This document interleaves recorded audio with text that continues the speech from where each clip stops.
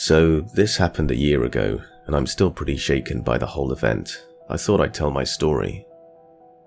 I live in the UK, and in autumn, it gets dark around 4 PM. There was a school autumn break that week, so all the kids were at home. So that means my girlfriend's brother was home too. I'd been with her for a year, and at this point her family knew me pretty well, and her brother enjoyed my company. She had recently been pretty stressed out. Her parents were going out across the country for the day, so she had to look after her brother. But I thought that I'd give her a day to herself, so she can just cool off. I asked her parents if I could look after their son for the day instead, and they agreed. So I came around at 8 AM, and they let me in before they set off. My girlfriend's brother woke up about an hour later, and she followed shortly afterwards. We went out for breakfast at the local cafe together, and went back to her house when we were done. And once I dropped her off, I took her brother to the park. We got there around 2 PM, and the place was pretty packed.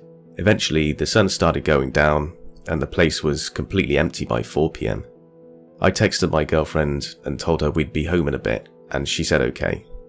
I'm gonna be honest, I completely lost track of time. Me and her brother were having fun being the only two in the park. Me and her brother were stood on top of this really tall climbing frame with a slide on it. It was almost pitch black at this point, so I was using my phone as a flashlight. A notification popped up on my screen, and it was my girlfriend asking where we were. I responded, "Oops, coming home now," and told her brother that we had to go. He sighed and asked if we could go down the slide, and I said yes. Before I went down, I knew what the park looked like. There were streetlights all around it, benches everywhere, some trees, and places for the kids to play. When I came out of the slide, there was something weird. A man had appeared out of nowhere and was stood beneath one of the streetlights. He had a trench coat on and a beanie hat. I immediately got my girlfriend's brother behind me and called out to the man with a friendly "Hi there."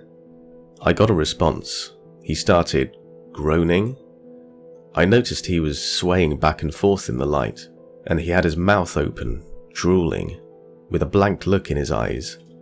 This man made me feel really fucking uneasy. I picked up little bro and kept checking on this guy the entire time. There was an exit to my left that led to the path back home, so I left out that way and kept checking behind me every few seconds. The guy was still stood there. The path where the guy was stood merges with the big main path if you walk through some bushes, and so does the one I walked through.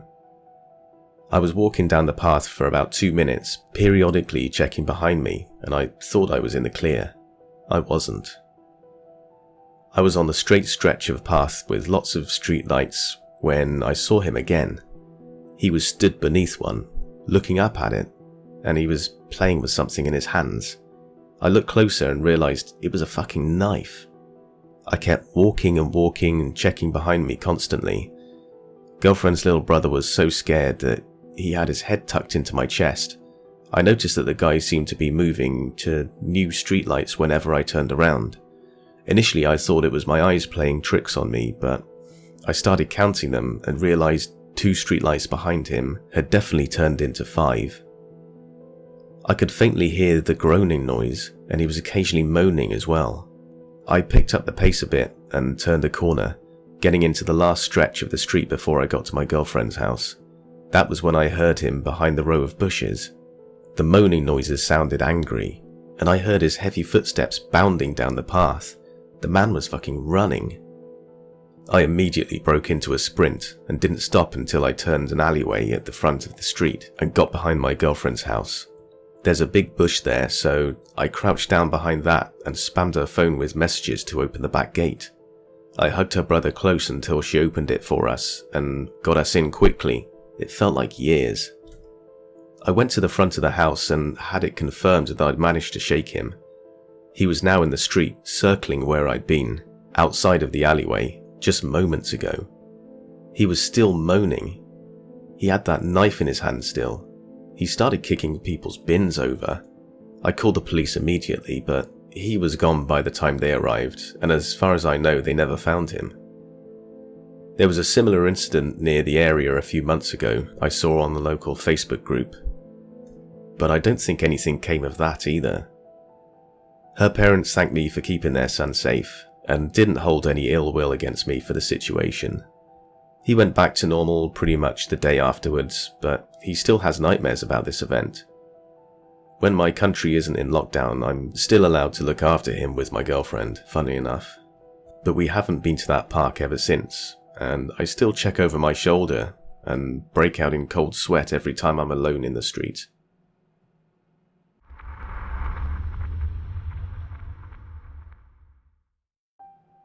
This happened to me when I was about 12 or 13 years old, so about 15 years ago, and I'm a female. The town that I live in has developed a lot since this story, but when this happened there were a lot of factories spread out with lots of land in between them. There was a Walmart being built in the area, but it had barely started construction. There was a main highway that ran through there, but my mum didn't like taking it as much as traffic would get bad most of the time. The side streets we would take were desolate and not much light. There was also little to no cars taking these streets. I can't remember where we were coming from that night, but in the car that night was my mum, my brother, who is 3 years younger than me, and me. My mum is obviously driving, I'm in the passenger seat, and my brother is sitting behind me. My mum is the sweetest person ever, but she is adamant that she will never stop to help anybody on the side of the road or pick someone up, especially when her kids are in the car.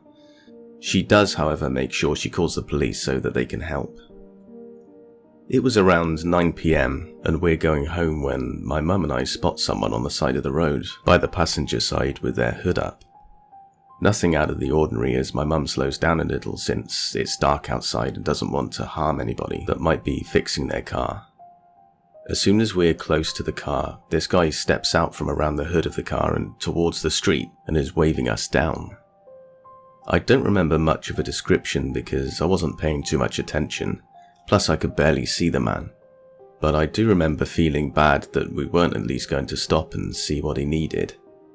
The man at this point is in the middle of the road, waving his hands. But as we come up on the car, we don't see anyone else in the car, so my mum swerves around him and tells my brother to find her phone in her purse that was on the floor between the front and back seats. I look at my mum as she looks in the rearview mirror, and her face goes white and her eyes get wide. My mum slams her foot on the accelerator. This is highly unusual for my mum as she's really good at going the speed limit. At this point, I know something's wrong. My mum's voice goes high and in a panicked voice is asking my brother where her phone is. I'm yelling at her, "What's going on?" All this chaos is freaking my brother out, and with him being so little, he's crying and can't find the phone. My mum keeps her eyes on the road, but keeps glancing continuously at her rearview mirror, and finally answers, "He's following us." I'm not exactly sure what she's talking about, but know that this isn't a good situation. My mum is speeding towards the highway, and thank goodness there's no traffic. I look in the back window and see someone passing cars trying to keep up with my mum. I ask her where she's going and she told me she's headed to the police station. As we're getting close, my mum tells me to jump out of the car as soon as she stops and grab my brother from the back seat while she runs around the car to meet us. My mum stops right in front of the police station and doesn't even wait for the car to fully come to a stop before she puts the car in park. I open my car door as fast as I can and grab my brother, who has quickly opened his door. I take off in a full sprint with my brother in one hand and my mum on the other hand. Once we finally talk to a police officer is when I finally understand the full extent of what happened. My mum told the police officer that once we had passed the guy with the broken down car, he quickly ran to the hood of his car and slammed it. He then got into his car and sped after us. That was when my mum knew this guy had horrible intentions for us. She said he kept trying to speed up to get onto the side of us, but she was able to speed up to avoid it. Once my mum turned towards the police station, she said the guy had stopped following her, but still wanted to get to the police station in case he changed his mind. She gave the best description of the guy and his car, but because everything happened so fast, she didn't get a license plate number. I'm pretty sure the police never found him. I'm also not sure what the guy had planned for us if we had actually stopped to help, but I know it was nothing good. To the guy that faked his car being broken down on an empty street, let's not ever meet again.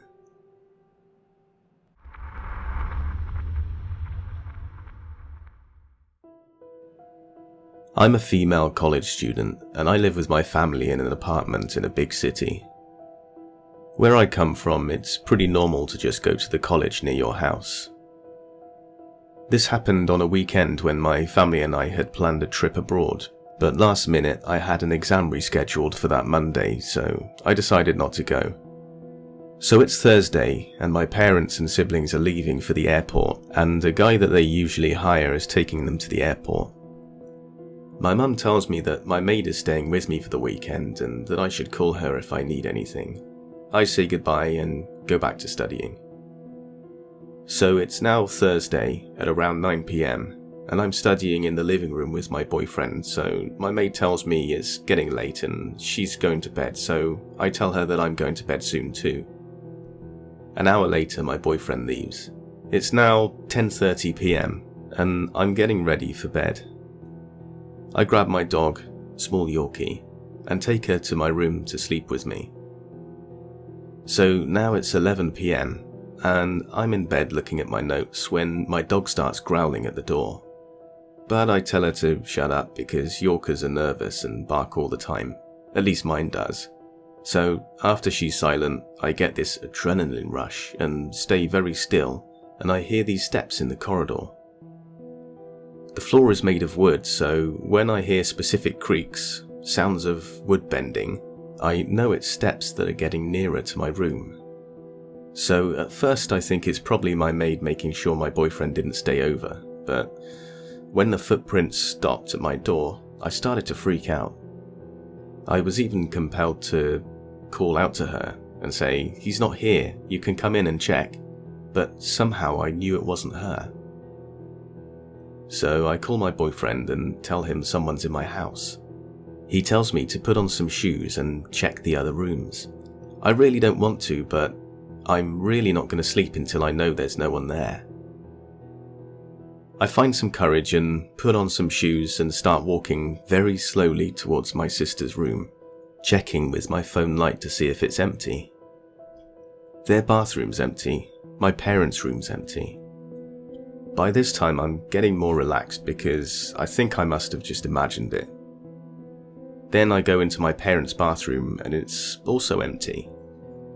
So I walk to the house closet and I scan the room with my phone light when I shed light on a human figure.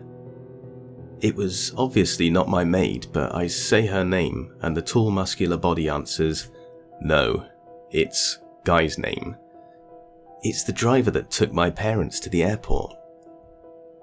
I freeze and try to act cool. He invents some petty excuse, like I was just checking the windows were closed. I tell him it's late and he leaves the house, and I call my parents to verify his excuse. He was obviously lying. And then he has the audacity to ask me via WhatsApp if I want him to drive me to college tomorrow. Never saw him again, and I hope we don't meet again.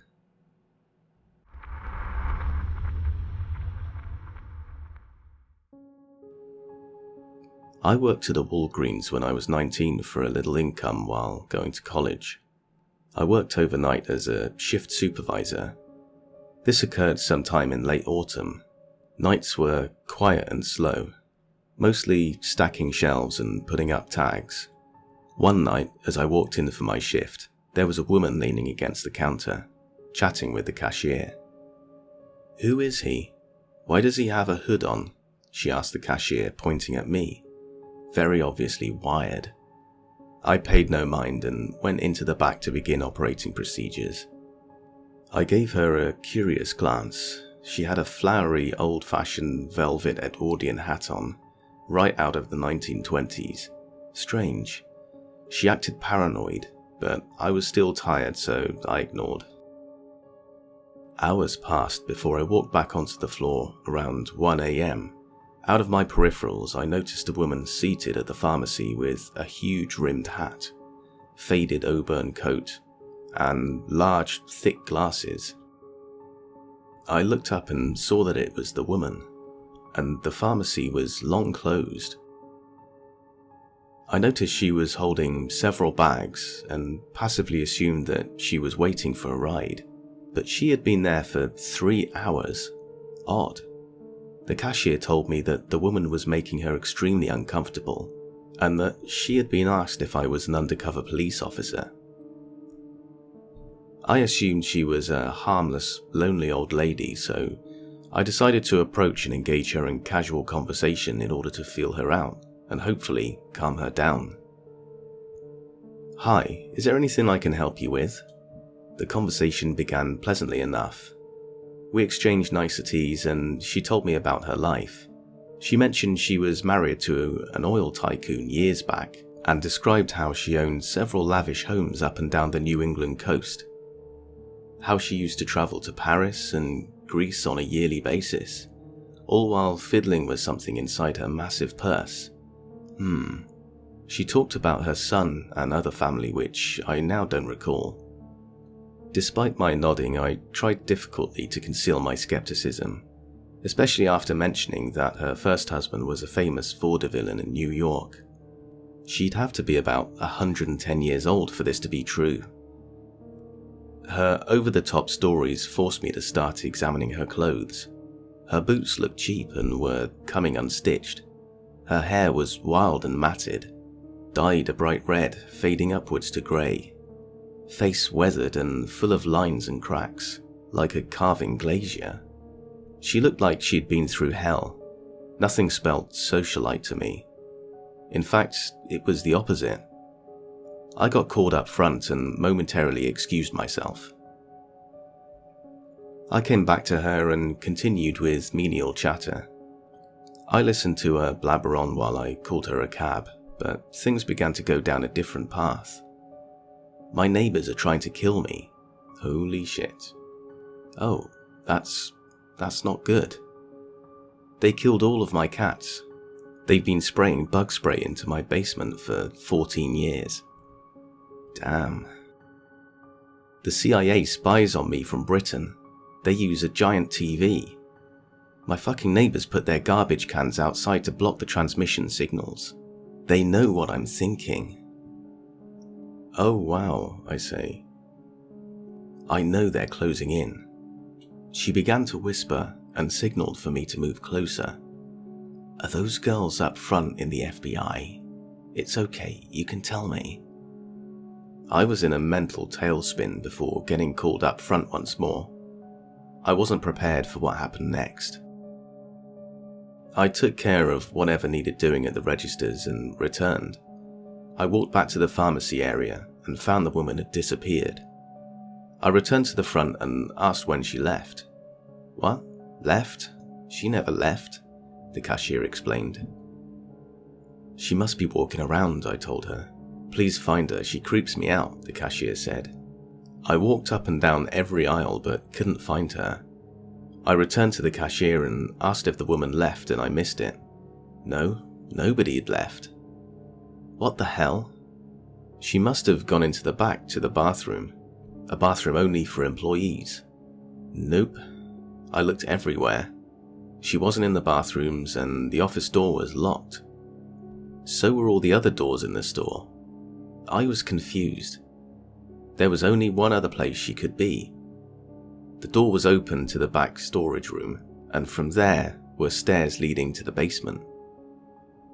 The cab company wasn't coming through, so all that was left were the police, but I had to find her first. As I passed through the back hallway, I noticed her 2 full bags, along with her purse, were spread out across stacked boxes of cereal. I noticed that her purse was open widely. Whatever she was tinkering with earlier, she must have taken out. Jesus. She, however, was nowhere to be found. She didn't just evaporate through the walls, and the basement was all that was left. I opened the door to go downstairs. a move I was most certainly not very enthusiastic about. In fact, I was downright creeped out. The basement. Ugh. Hello? I shouted. Nothing. This was getting tense, and frankly a little scary. I remained upstairs as I called the police. They'd be sending a cruiser immediately, so I called the front of the store and told her to call me over the PA system when they got here, with the code words for cash pickup at the register when it would exceed a certain limit, and from there I proceeded down the stairs. The basement was dimly lit and large, used to store the majority of our backstock.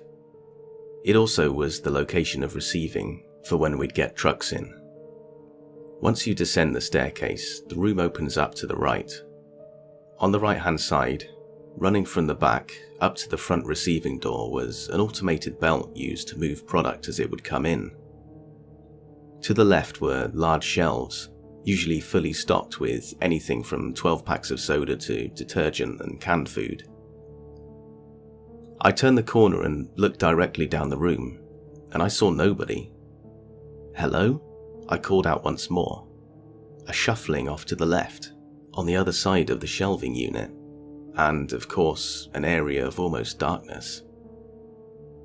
When you first enter the basement, you can only see the side of the shelves facing you. They were massive, and usually so stocked that you couldn't see through to the other side. The side where she most likely was. I broke into a cold sweat. A clinking noise, followed by shuffling once more. I tiptoed to the dark lane of shelves and peeked my head around the corner very carefully, just a few inches. She didn't notice me, but I noticed her, crouching down in the shadows, holding something long and slim in her hand, about 10 feet away in the dark. I was absolutely frozen in terror. I couldn't move, my gaze fixated on the woman. I could see she no longer was wearing her hat, her wild hair jutting out on all sides like some demented clown. The only silver of light illuminating only the tips of her blood-red curls. And then came from her mouth in a whisper, "Shh, no, he's with the police." And then she gasped and began slowly inching her way towards me, shuffling across the dirty concrete floor on her hands and knees. She was fucking crawling. I pulled back and tried to quietly tiptoe back up the stairs. Those few seconds of walking backwards, just watching the corner of the storage shelves, waiting for her to appear, felt like eons. I'd noticed that whatever was in her hand could have been anything from a long screwdriver to a knife. I snuck behind the corner and ran up the stairs. Before I reached the top, I looked behind me to the bottom. I could hear her knees scraping against the floor as she drew closer, her incoherent mumbling to an invisible person drawing nearer the foot of the stairs. Suddenly, over the speakers, "Code 4 on Register 1. I pushed open the door and ran up front to be greeted by 2 officers. I explained the situation, made only more tense by the alarmed reaction of the first officer, prompting him to call for backup. "You say she's downstairs?" "Yeah, back there," I pointed. The officers marched ahead of me as I guided them to the back. Then, as we made it through the entrance, the second officer shot me a concerned look. He told me to stay there. "Hello?" the officer audibly yelled out. "Ma'am, are you down there?" I heard the door to the basement creaking open, and then shut behind the officers. Muffled yells in the form of questions, and then, and by God I'll never become a cop after what happened next, the men began to scream, "Put it down! Ma'am, you need to stay where you are and put it down." A shrill, violent, shrieking scream followed, before the officers began yelling out muffled commands. Fuck it, I had to see this. I made my way around the corner and to the top of the steps and peered down. Right there, at the bottom of the stairs, both officers had her on the ground. One with a knee in her back as she thrashed and wailed. She'd turned from a gentle old lady to a possessed lunatic like a switch was turned on in her brain. "Ah, fuck," one of the officers cried out, wiping at the side of his face. 2 more officers walked into the back and I motioned for them to go downstairs. As the woman screamed, "I knew it. I knew you were all coming after me." The officer was wiping blood from his face. She slashed him with a box cutter. He was bleeding so profusely, I had to bring him towels into the bathroom. Eventually an ambulance came. It took 2 officers and a taser to take this woman down, whom I later find out was a local paranoid schizophrenic who had no children and was living in some sort of halfway house. None of which I've mentioned so far was the most frightening part. Once they brought her up to the front in handcuffs, she shot me the most terrifyingly evil look anyone has ever given me and said, "I would have killed you." That last sentence has given me nightmares ever since. They've continued to persist week after week, year after year. I've never seen or heard about that woman again, but still, in my nightmares, wherever I might be in the dream, I always have a gut feeling that this woman is lurking, sometimes behind me, sometimes just on the other side of the window, looking into my living room, with a retractable razor in her hand, waiting to slice my eyes open.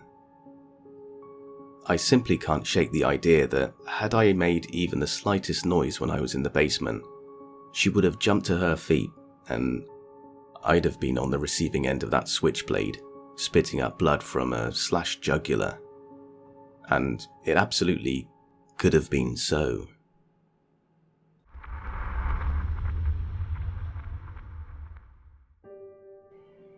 This is a convoluted story, so bear with me as I try to convey everything I can recall about what led me to the conclusion that my ex-housemate could have potentially been a serial killer, or serial killer in the making. It was the summer of 2015 when I moved in, and at first appearances, my housemate/landlord, Mike, was somewhat normal, if not a bit socially awkward and dysfunctional. When I was signing the papers, he was adamant that I should never go into the basement, which I thought was odd, but I really needed a place to stay, and, well, people have their little quirks, so I chalked it up to that at the time. As I got to know Mike, and our cohabitation continued, I learned more about the depths of his dysfunction. Firstly, that he used meth. Now, I don't normally judge people based on vices, but I was surprised at the extent of his use. He was probably the first person I knew who used meth and balanced a full-time job, and enjoyed a decent amount of success. The reason this is important to the story is that when he would be around the house, drinking and using meth, he would start to run off at the mouth.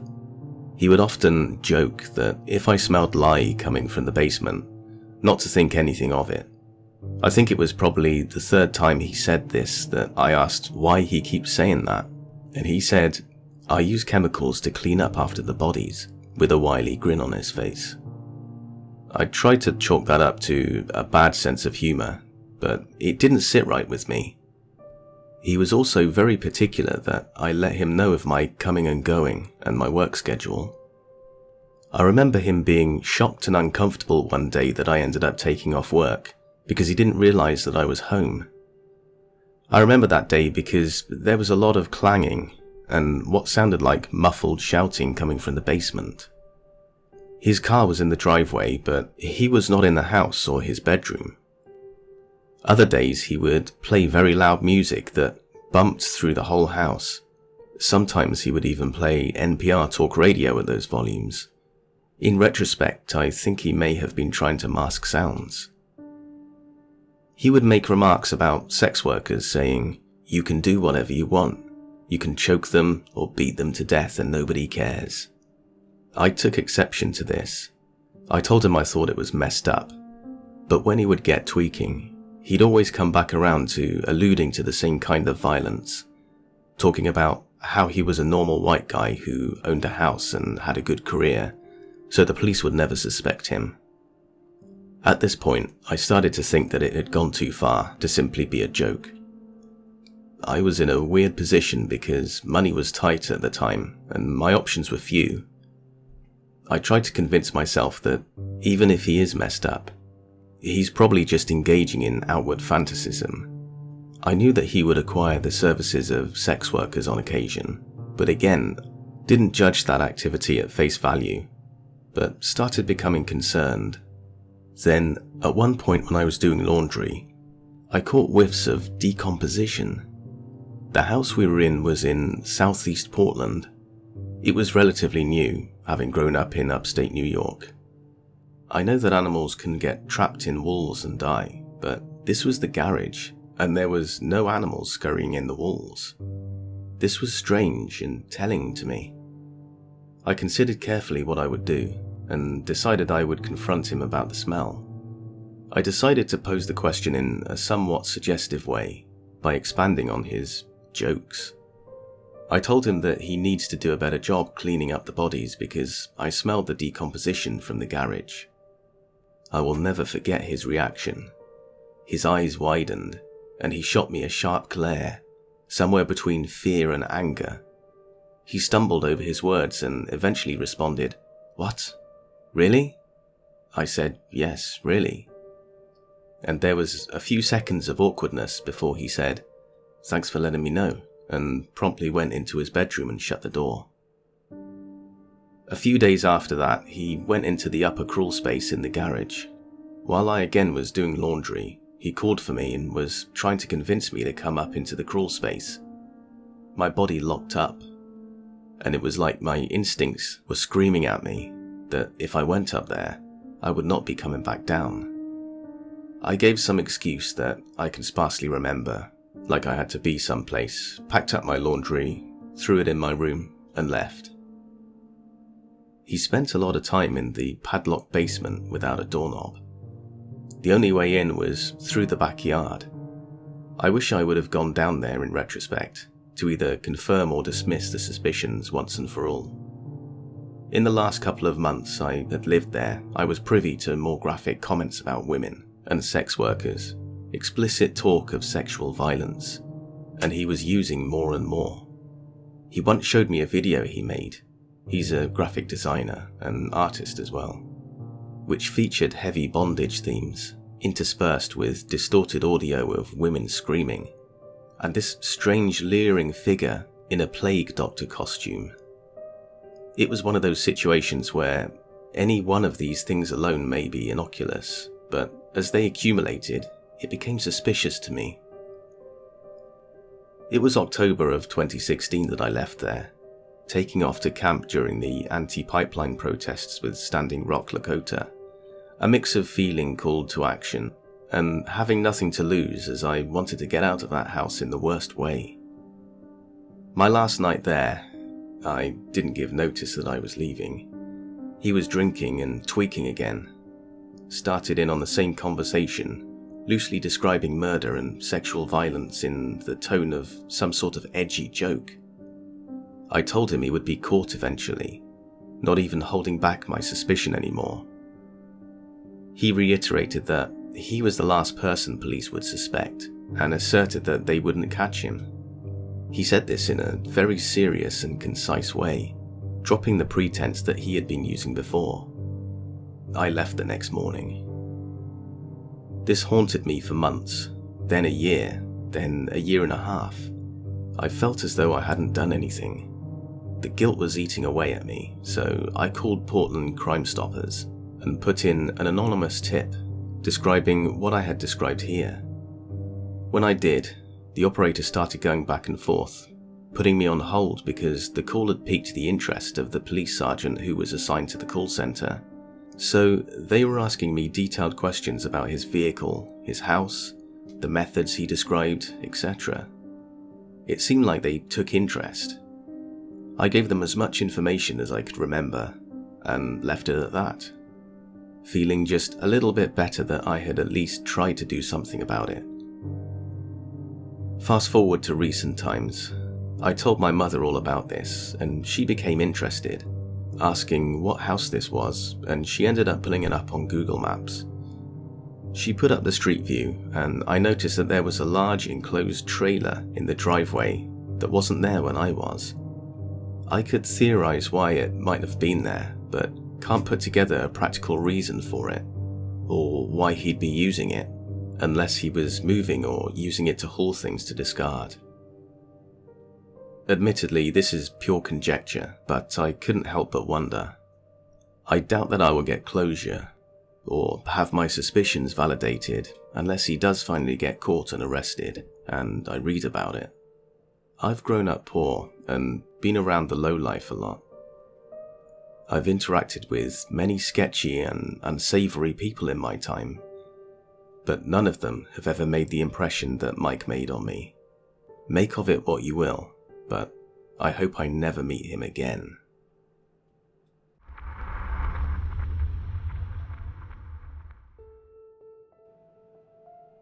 This happened when I was 12 and my brother was 17, and is truly proof that the living are more terrifying than the dead. I think about this every Halloween. This is not a paranormal story.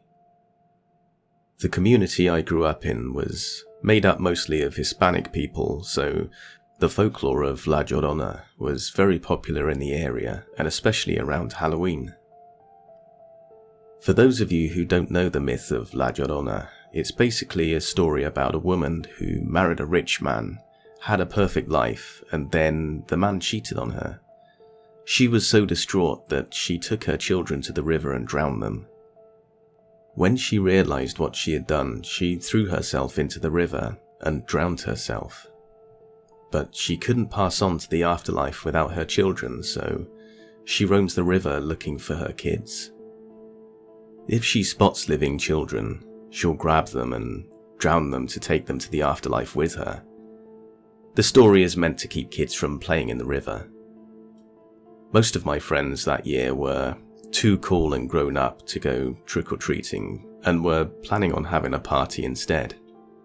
I was really disappointed and asked my brother if he'd like to take me trick-or-treating. He agreed, and we went while it was still light outside, so I'd be able to make it to the party before the end of the night. Since we had gone too early, there weren't a lot of people ready to hand out candy, so after a disappointing trek, we started to walk back home. On our way home, we passed by a park that had a river running next to it. On Halloween, older teens would usually wait at this park and try to see if they could spot La Llorona. Waiting to spot La Llorona at this particular park was a well-known town tradition that people had done for decades. That still continues to this day. However, there were no kids or teens there yet because it was still kind of early. But there were people in the park putting on a Llorona play. We decided to stop and watch it. There was really not much of an audience. It seemed like it was just us and another few kids who were part of the group that was putting on the play, who were not in costumes and didn't have trick-or-treating buckets with them. When we sat down, a woman approached us and asked us if we were trick-or-treating. I told her we were, and she dropped a small comic book in my trick-or-treat bag and smiled. She seemed very kind and welcoming. The play started, and I got the weird feeling that something was off. The woman playing La Llorona pointed my brother and me out in the tiny audience and asked us what religion we were, to which my brother responded, Roman Catholic. She then told us that La Llorona was also Roman Catholic and was burning in hell for her sins for rejecting Jesus.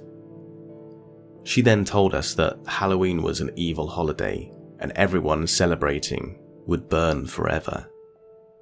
The play progressed to getting weirder and weirder, and including a scene where La Llorona started talking about abortion and held a fake fetus up and pretended to eat it.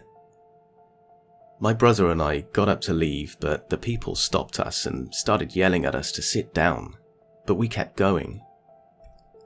They started following us down the street, and my brother grabbed my hand and started running because he was afraid they were going to harm us. We finally got to our street and only about 3 people were still following us, yelling to us about how we were going to go to hell and needed to accept Jesus. My brother and I went inside quickly and locked the front doors, and then frantically ran around the house making sure all the doors and windows were locked before he called our dad at his office. Our dad told us to call the police and that he'd be home in 15 minutes. When my dad got home, the people were still outside, chanting and singing some prayer song, asking God to save my brothers and my soul. My dad shooed them away and told them the police would be there any second. They were not deterred and stayed there chanting until the police showed up and threatened to arrest them. I was so freaked out by the events that I decided I didn't want to go to the party and instead just wanted to organise my Halloween candy and put aside all the Snickers for my brother as a thank you for taking me trick-or-treating. Snickers were his favourite. My mum ordered pizza and we sat down to watch Halloween Town while I went through my trick-or-treat bag. I was halfway through sorting my candy when I came across the comic book that the lady had dropped in there. I opened it up and it truly horrified me. It was a propaganda comic about a little boy who went to a haunted house, ended up being hit by a car on the way home, and went to hell because he hadn't found Jesus. I was really scared for weeks as a child. I had nightmares about the events in the comic book. Years later, I asked my mum if she remembered it, and she told me that she couldn't forget, and that she and my father had called the police over it several times. Apparently, for years the group would leave envelopes with mine and my brother's names written on it with different weird, creepy comic books and handwritten notes about how they were praying for us. Also, invitations to join them in their church and weird promises about baking us cakes and creepy ways to entice our child selves into their church. To this day, we can't figure out how they knew our names or who wrote the letters. It really creeps me out that they did this. I told a friend one time about the comic, and he knew exactly what they were. I ended up Googling it and finding the exact comic online. If you want to see the comic that was given to me, you can view it in the description.